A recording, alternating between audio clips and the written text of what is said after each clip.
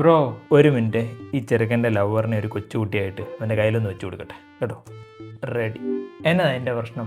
നിന്റെ റീല് കാണുന്ന ആരെങ്കിലും ഡേറ്റ് എടുക്കണോ? അതൊന്നുമല്ല.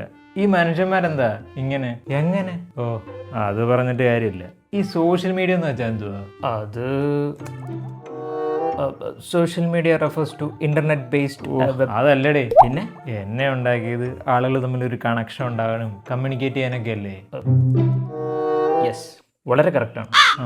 കാലത്തിനനുസരിച്ച് എനിക്ക് ഒരുപാട് മാറ്റങ്ങളൊക്കെ വന്നിട്ടുണ്ട്. പക്ഷെ ആളുകൾ ഇപ്പം എന്നെ എന്തിനൊക്കെയാണ് ഉപയോഗിക്കുന്നത്? കഴിഞ്ഞ ദിവസം ഒരു സംഭവം ഉണ്ടായി. ഒരച്ഛനും മകനും എന്തിൻ്റെ പേരിൽ ചെറിയൊരു വഴക്കുണ്ടായി. സാധാരണഗതിയിൽ അവർ അങ്ങോട്ടും ഇങ്ങോട്ടും സംസാരിച്ച് തരാവുന്ന ചെറിയൊരു പ്രശ്നമായിരുന്നു. ഇവരെന്തോ ചെയ്തെന്നറിയോ? ഒരു സോഷ്യൽ മീഡിയ വന്ന് അങ്ങോട്ടും ഇങ്ങോട്ടും വീഡിയോ ഇട്ടേക്കുന്നു.